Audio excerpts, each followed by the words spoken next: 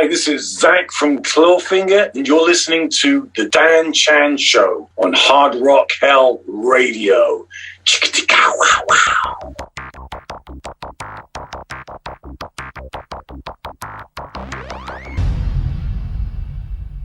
Zak, how are you, mate? I am all right. Slightly disappointed about the game last night. I'm sorry about that. But yeah, no, I'm good. I'm good. I'm on holidays, so I can't complain. Oh, are you away? You see in Sweden or?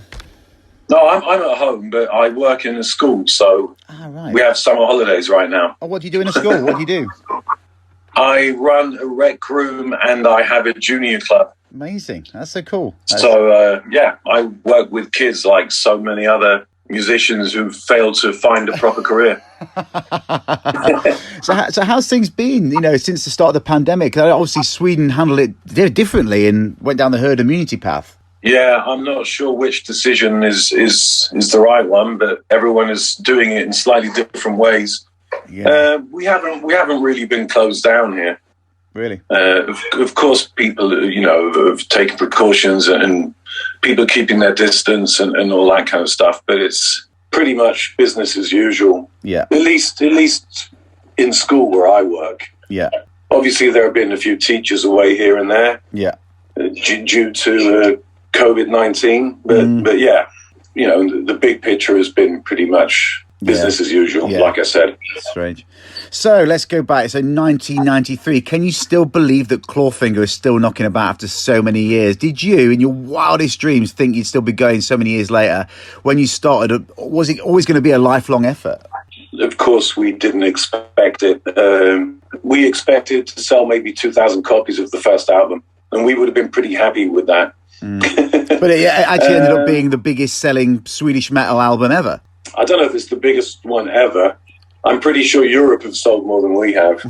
And I'm sure there are a few others out there as well. But it's done reasonably well. Absolutely. Did I think we would still be doing it? Probably not. As Mick Jagger famously once said, I can't imagine doing this when I'm 40. And they're all pushing 80 now and they're still doing it. So it's best not to say too much. Exactly. So my history with you guys goes right back to the beginning from the classic Deaf, Dumb, Blind album. What an album that was for me personally too. That was nearly 30 years ago. Can you believe it's 30 years old, that album? I try not to think about it too much. Because, it just makes me feel old.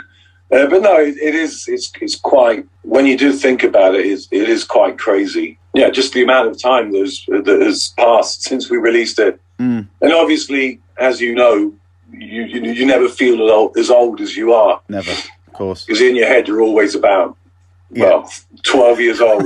No, but, hopefully I'm a bit older than that. But yeah, I'm not 50 in my head. No, of course not. And it's a timeless album, do you think? Yeah, people have said so.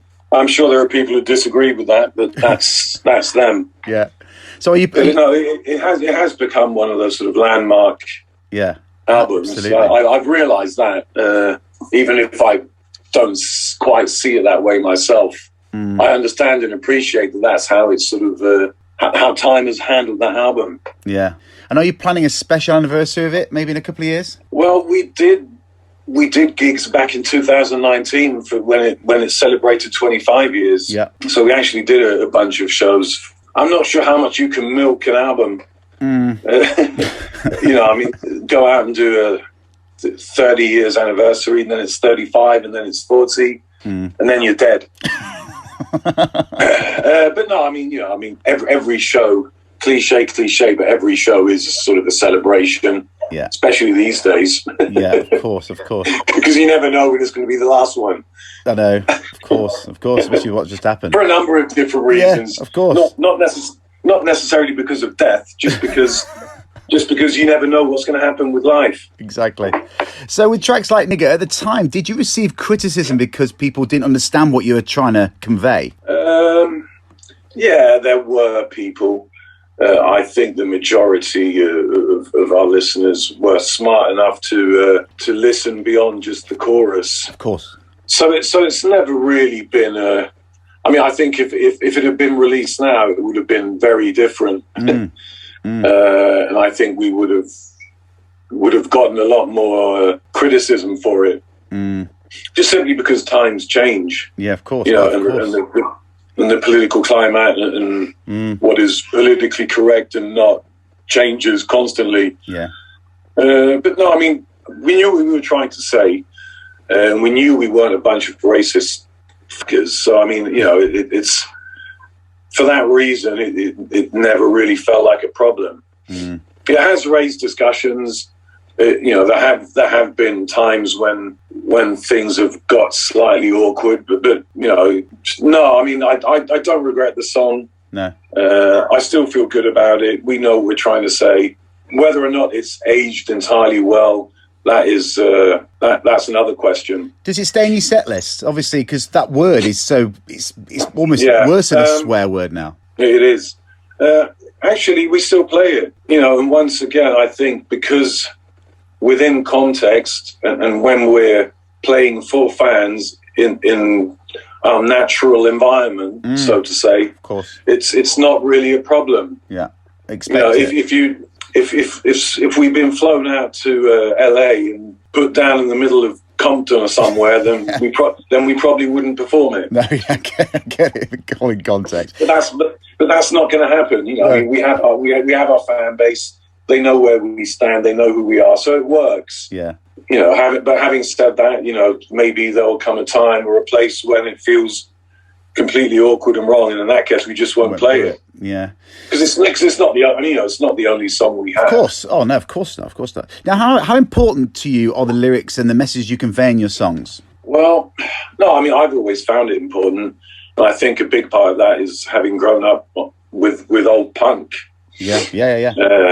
I've always liked message-based music. Not to say that you have to try and save the world with your lyrics or with lyrics in general, but I like it when there's some sort of message beyond booze and babes and you know, and drugs. Yeah, that's been done so much, and I don't find it that interesting. Yeah, but I don't feel like I have to say something important all the time.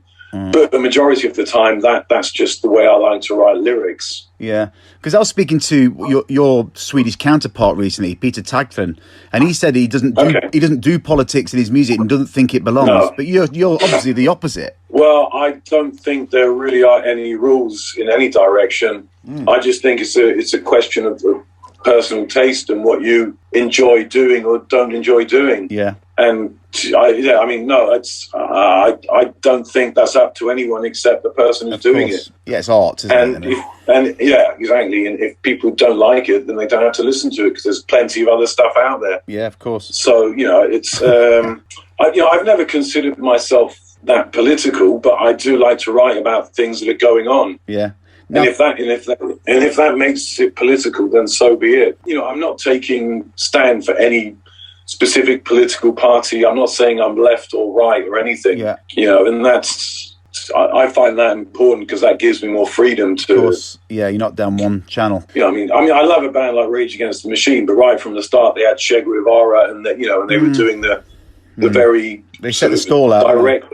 Yeah, you know, but once again, that's up to them. It's their band. Yeah. If that's how they want to do it, then do it. I mean, you've got songs like, you know, Tear You Down and Zeros and Heroes and things like that, which is obviously political. And you've got Tear You Down. Tear You Down was obviously aimed at Trump, right? Yeah. No, yeah, absolutely. I love that track, man. but you know, but I like to keep it so that you can pretty much use that song for whoever your personal hate object is. Yeah. I don't like naming names because that it just makes it it just narrows it down so much. It was just such a good time to bring that track out when we were just at the end of that. No, absolutely. We're all the world's going crazy, you know. Need songs like that. No. Now, what song do you think is your biggest? Obviously, Spotify said it's biggest and the best, and that's one of my favourite tracks. And that's been on repeat for me at the gym so many times. I've worn it out. Yeah. Was this a tongue-in-cheek song, or did you mean the content? That lyric, actually, I think when I wrote it, if I remember correctly, I sort of had Oasis in mind, believe it or not. Really? And it's definitely not a serious lyric. No. It's not about us thinking we're the biggest and the best and the cockiest and the... Hold on a minute, Zach. When I'm benching 100 kilograms, it's for me, right? That song. Yeah. No, I know. I know it's a very popular song to use when people are in the gym. I also know that a lot of gamers use it when they're playing Counter-Strike or whatever their shoot 'em up game of choices. So I think for that reason alone that's one of the reasons why it has most plays on Spotify. And if Spotify says it's the biggest song, then of course it is. 10 million plays, I think.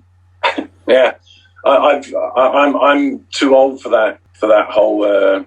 I've never understood why that should count as what makes it the best of them. You know, obviously the stats speak for themselves, but I just find it funny as a person who grew up buying LPs and CDs that everything now is just based on how many hits or likes. I know, crazy. And that's what the kids always ask at work, like, "Oh, that song's got 10 million YouTube plays. You're famous." It's like, okay, if you say so. Yeah, it's good enough, though, isn't it? Come on, 10 million plays. No, it is. No, I'm not saying it's wrong. I'm just saying I don't entirely understand how it works. You see, I think it's obviously with LPs and CDs from our day of used to having to go to record shops and piling through albums. You never knew what the sales were off the cuff, but now you know what people are doing day to day. You know, you can see it. Yeah. It's a visual. That's sort of. It takes away a bit of the romanticism of course, of finding something that no one's heard before. Or, exactly. Oh, I know. Tell me about it. Now, but at the same time, I do love the convenientness of Spotify, where you can find anything almost. Yeah. I do miss those lottery days and those gambles when you used to get £10 and go into a shop and buy a CD on the state of the album cover, and then get back and realise it's shit. Yeah, no, that's happened quite a few times. I miss those days. I'm straight back down to Virgin Megastore for a refund. Now, I've got to ask you, it's a total earworm for me. From 2001's A Whole Lot of Nothing album, was Nothing Going On a swipe at certain people, say the Kardashians? Now, you've already kind of explained how you write, but was that a track written about certain things? I'm sure I had someone in mind. I honestly can't remember anymore. It's not written about you and your private jet, is it? I mean... No, it's not. It definitely isn't. Although there have been times where it sort of felt like that. But we never had the private jet, obviously. But there have been times where we felt very out of tune with what is going on in the music scene. But we've always just stuck to our guns, regardless. Really. Yeah. Honestly, I can't remember who it's about, but I'm sure I was thinking of some egoistic, famous bastard who didn't realise he or she was completely out of tune with reality. Yeah. I'll go with it could be about us as well, to be honest, but I don't think it was. Yeah. Now, for a history lesson, how did the band get together and decide on rap metal, which was pretty much unheard of at the time? You all met each other whilst working at a hospital in Stockholm, didn't you? Yeah, no, that's how we met. We became work friends, taking care of old people. Bård and Erland had moved from Norway to Sweden. Stockholm was sort of like the metropole for people who wanted to start bands. Of course. So they actually moved here to try and start a band. Couldn't find a band, ran out of money, and started working in the hospital, and that's where they met me and Jocke. It's just a coincidence, really. Jocke had some equipment at home. Bård had some equipment at home.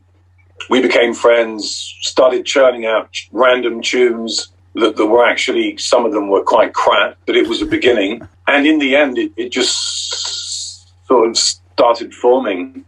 Jocke came from a background with, he liked a lot of body music and early Slayer and Metallica. Bård came from a more traditional metal background. Erland came from metal and alternative indie. And I sort of came from punk and rap. Yeah. So I think just the combination of who we were and the kind of music we liked made the music happen. We never had a plan. We didn't say let's make rap metal music. We just said let's make music and see what happens. Naturally. And where did the name Clawfinger come from? It came from running out of ideas and giving up. It's usually the case. And letting Bård just convince us that it doesn't really matter. We'll get used to it. Yeah, exactly. We threw a bunch of names around. None of them sounded good. He suggested Clawfinger, and by then we just couldn't be bothered. We're like, all right, we'll get used to it. Yeah. You know. So what do you think people's opinion of rap metal now in 2021 is? You tell me. I mean, I haven't got a clue. Are you constantly picking up new fans, or is it like a nostalgia thing? I think it's probably a bit of both. You know, but then, you know, we've definitely met fans that have followed us from the beginning and now bring their kids to the shows. Yeah, absolutely. Yeah. So there is that way of getting new fans. You know, and then I think thanks to Spotify and the new way of listening to music, I think there probably are quite a few people who pick us up from there as well. For sure. Yeah, but honestly, you know, I don't have a brilliant answer for you because I don't really know. Oh, that's cool. Now, you officially split up in 2013. Why was this? And did you feel like the band had run its course? Yeah, I just for a number of different reasons. When you've done something for long enough, you sometimes you just get sick of it. It just feels old. It didn't last very long for us, obviously. No. Because within a year, we were doing festivals again. Yeah. Was that just cool, just to be able to go out and do like 1 or 2 shows and just keep it on the back burn? I mean, it's lovely to have it as a bonus on the side.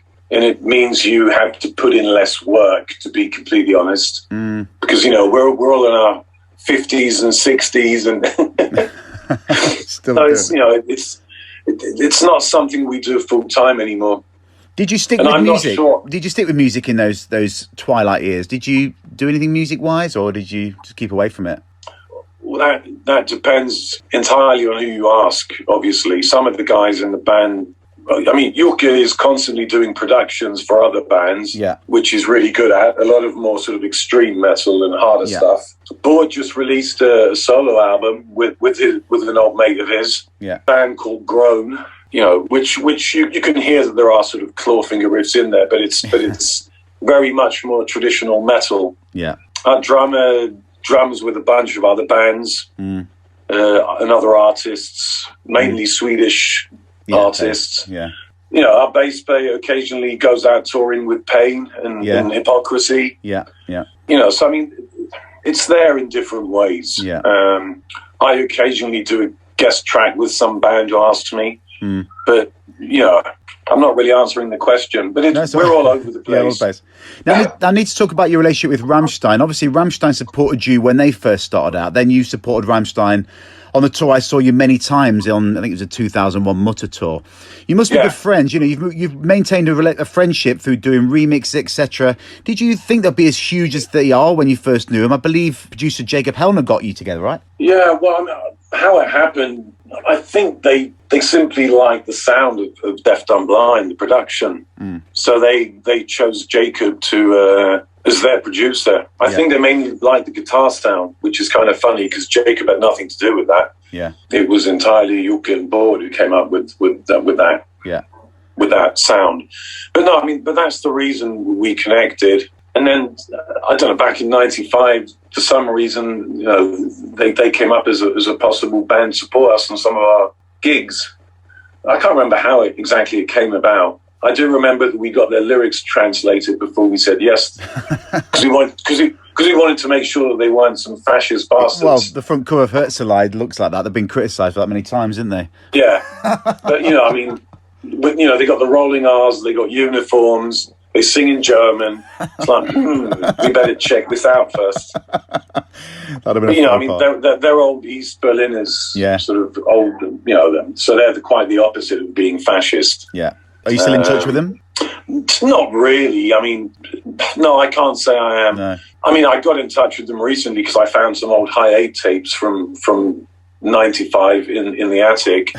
So I said, and of course they were interested because there was about half an hour of their support. Yeah. One of their support gigs. Yeah. So I sent the tapes because they wanted the original tapes.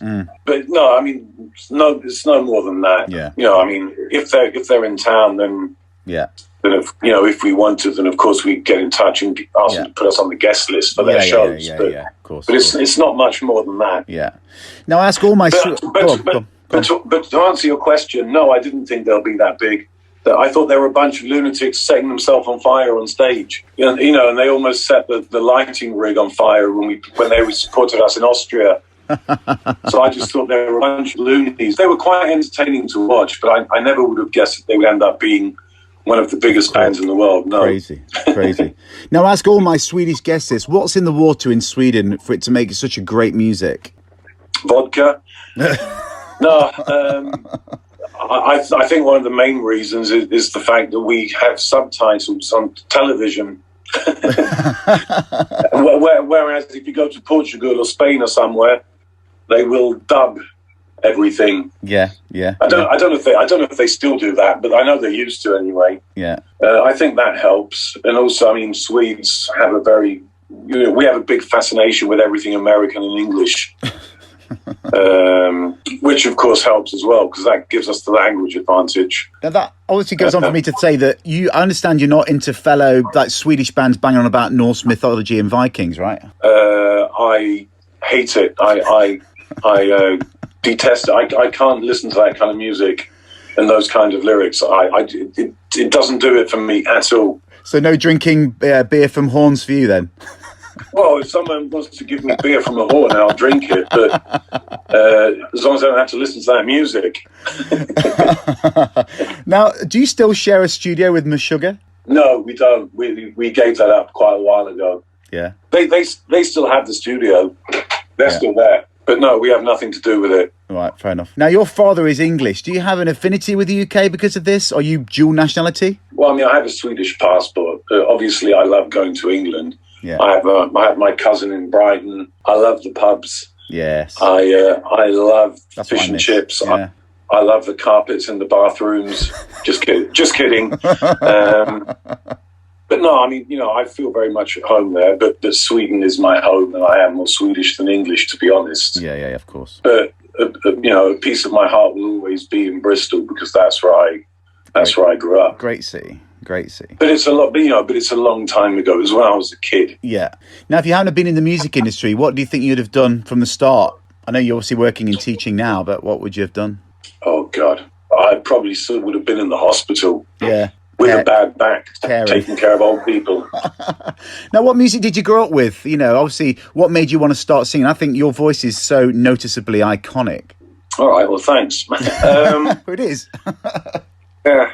Well, I mean, the first stuff I remember listening to is obviously the stuff that my mum listened to when I was a kid, and sort of the music that the slightly older kids were listening to. So my first sort of memories are sort of Stranglers, Pistols, early Elvis Costello, Blondie, and then of course my mum loved all the Bob Dylan and Bob Marley and John Lennon and the Beatles, and so it's all pretty sort of classic stuff. Yeah.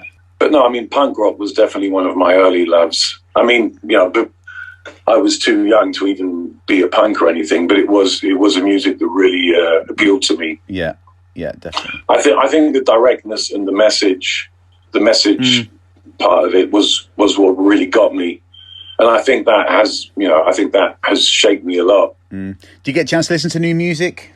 Well, it's very easy to listen to new music with Spotify. Do you go out and say different metal bands or non-metal bands? Now, the thing is, I don't really listen that much to new music. I think I'm turning into an old fart, just like most of us do. I mean, occasionally someone will recommend something, and I do listen to new stuff. But I'm not really searching anymore. I've sort of stopped, to be honest, and I find myself backtracking a lot these days. No, I don't really listen to a lot of new metal or rap, for that matter, or anything new. You mentioned earlier that you felt out of touch at times. Which point in your career did you know that you'd made it? Was it a certain feedback or a record deal or a certain show that made you go, this is it? What, have we made it? Yeah, you have, yeah. Oh, I better call the other guys and tell them then. What was it? Come on, what was that moment you went, fuck, that's it? Like a crowd, 50,000, a certain platinum record or something, Ooh, that is a good question. I imagine it must have been sometime during that first year or two. I mean, the first 2 years were just crazy hectic. We just went from one gig to another.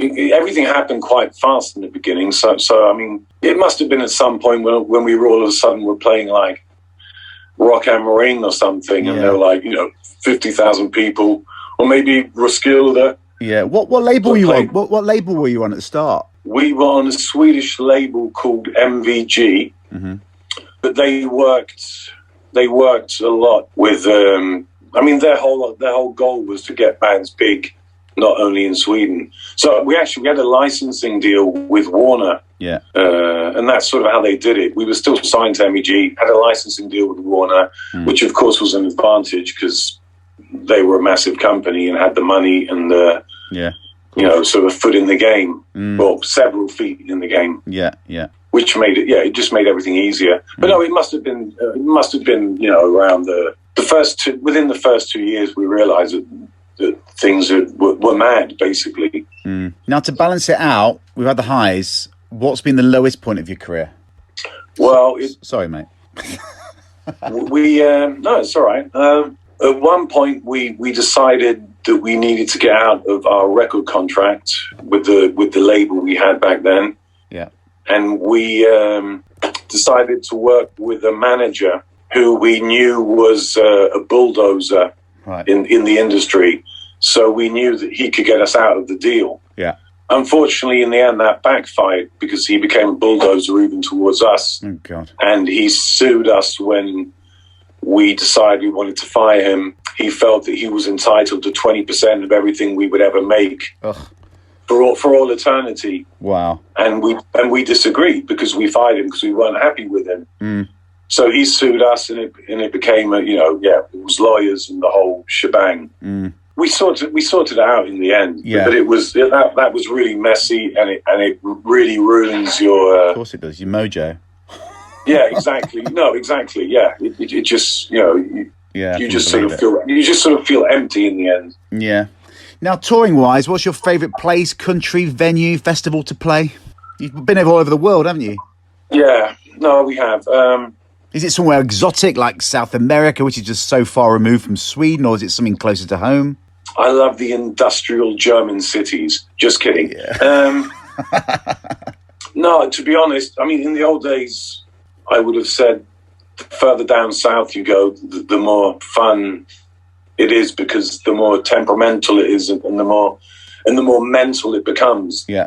But to be honest, these days, pretty much anywhere, simply because when we're playing, our fans are there. And that's what makes it fun, and that's what makes it happen. Of course it is. And then it's our job to get the energy going if the audience aren't already doing that themselves. Yeah. Well, you're good at that. Just getting to play is regardless of where it is, I just enjoy it. Have you still got the same energy on stage? Because I've seen you many times, and it's always a phenomenal show. Well, it was, 20 odd years ago.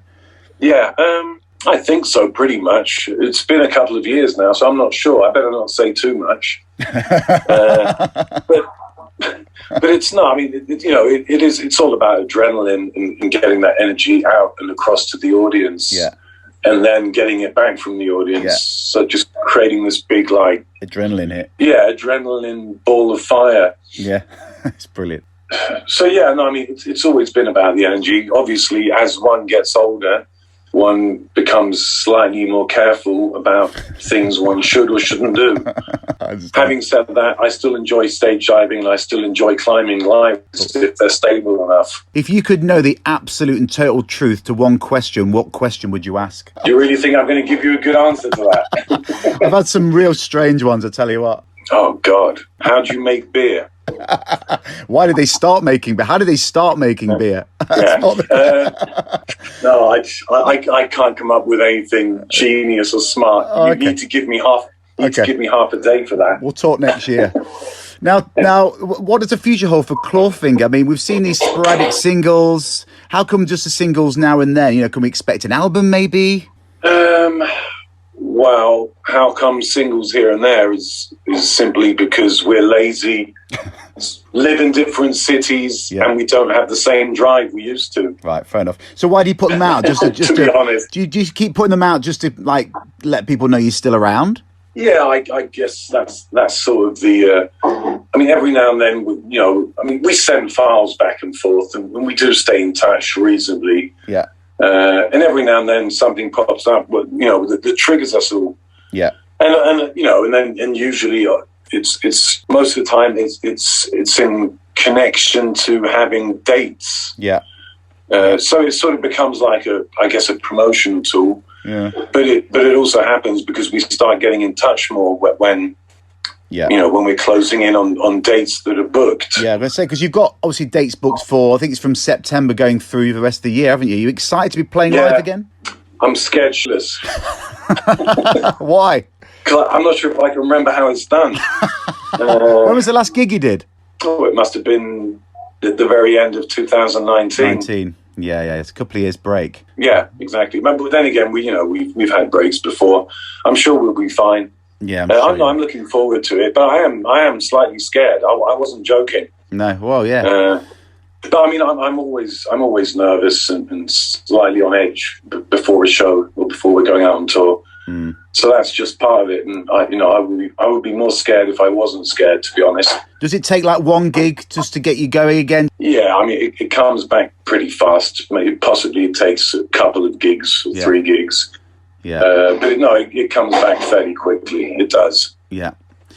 Zak, thanks so much for joining me today. I really appreciate it. I'm going to get to see it one of these upcoming shows because I need to see you live again. I want to see if you still got it, which you have. Do it. You've got it. Have you got any message? Any message for any Clawfinger fans? Yeah, come to the shows if we're nearby. Keep on keeping on. Be cool. Be yourselves. Peace and love and all that jazz.